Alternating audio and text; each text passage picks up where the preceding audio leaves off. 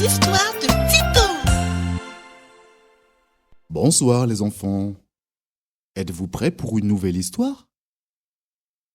Eh bien cette fois-ci, cette histoire se passe en Guyane française. Il était une fois, en Guyane française, un petit garçon nommé Gilou. Gilou avait 10 ans et vivait dans une petite maison entourée de rivières et de sentiers à demi goudronnés. Le mois de janvier et de février étaient 2 mois spéciaux pour Gilou, car c'était la période du carnaval, un événement que tout le monde attend avec impatience. Les rues de la ville se remplissent de musique, de couleurs vives, de danse et de chants. Gilou était un rêveur. Il rêvait chaque nuit du grand défilé du carnaval où des milliers de personnes, habillées de costumes scintillants, dansaient au rythme des tambours. Mais il y avait un groupe qu'il adorait plus que tout. C'était le groupe Calebasse, un groupe de musiciens locaux qui déambulaient dans les rues, chantant des chansons entraînantes et invitant les gens à les suivre. Gilou voulait absolument faire partie de la fête, danser et chanter avec ses amis et le groupe Calebasse. Mais il y avait un problème. C'était ses parents. Ses parents étaient des gens très responsables et ils s'inquiétaient de ce que Gilou pourrait rencontrer dans la rue. En Guyane, le carnaval, bien que joyeux et plein de traditions, peut aussi attirer des personnes malveillantes. Des personnes un peu moins sages, comme on dit.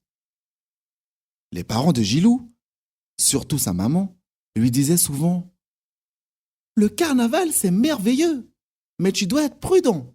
Il faut savoir quand s'amuser et quand être sérieux. Il y a des moments pour le travail et d'autres pour la fête. »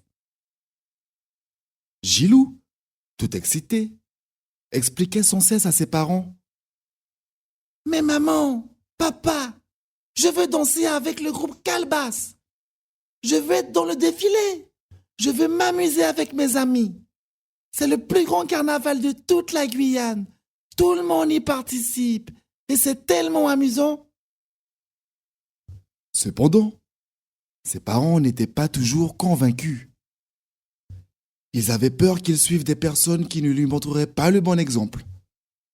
Alors, ils lui posèrent une condition. « Gilou, tu peux aller au carnaval, mais seulement si tu nous montres que tu es responsable. Tu sais ce que c'est le travail et la discipline.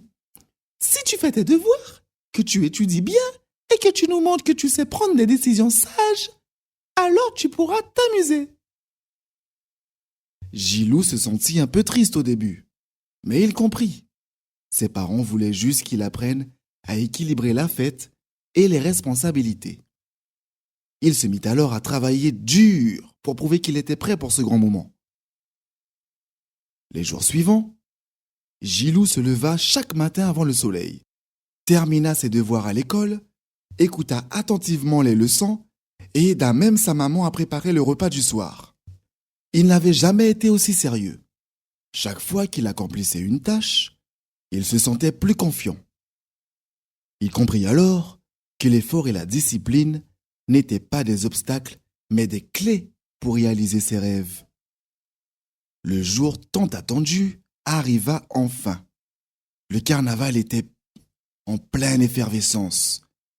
Les rues étaient décorées de guirlandes, de fleurs multicolores et les musiques festives se faisaient entendre au loin.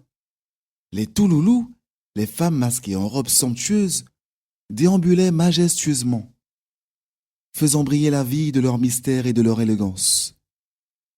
La ville tout entière était un défilé de joie et de couleurs. Gilou, tout excité, alla trouver ses parents. « Maman, papa, regardez, j'ai bien travaillé. Je vous ai prouvé que je peux être responsable. Alors maintenant, je peux aller au carnaval, non ?» demanda-t-il avec un grand sourire. Ses parents se regardèrent. Et après un moment, son père hocha la tête avec approbation. « Tu as fait un excellent travail, Gilou. Nous sommes fiers de toi. Va t'amuser maintenant. Mais souviens-toi que le carnaval, c'est aussi une grande responsabilité. Respecte les autres, sois prudent et fais attention à toi. Gilou s'élança dans les rues, son cœur batta au rythme de la musique. Il retrouva ses amis et ensemble ils dansèrent, chantèrent et suivirent bien entendu le groupe Calebasse. Il se sentait libre, entouré de rires et de sourires. Les musiciens du groupe le saluèrent et l'invitaient à chanter avec eux. Gilou se sentit comme un roi du carnaval, tout en sachant qu'il avait gagné ce droit grâce à sa détermination et son travail acharné. La fête était magique. Les tambours résonnaient, les gens dansaient et la ville semblait vibrer de bonheur. Gilou, tout en dansant avec ses amis, se sentit très fier. Il savait qu'il avait prouvé à ses parents qu'il était assez sage pour profiter des plaisirs du carnaval tout en respectant les responsabilités de la vie. À la fin de la journée, les rues étaient remplies de lumière et de chaleur.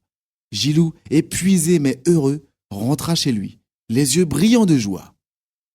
Il serra ses parents dans ses bras et leur dit « Merci de m'avoir fait confiance. Aujourd'hui, j'ai appris que l'on peut s'amuser tout en restant responsable. Le carnaval, c'est plus qu'une fête. C'est aussi une leçon pour la vie. » Ses parents lui sourirent et lui répondirent « Nous sommes très fiers de toi, Gilou. Tu as bien compris l'essentiel. Il y a un moment pour tout, pour travailler, pour étudier et pour se divertir. » Et ainsi, Gilou passa un carnaval inoubliable. Un carnaval où il dansa, chanta, sauta et il se souvint que l'équilibre entre les devoirs et le plaisir est la clé du bonheur. Bonne nuit les enfants.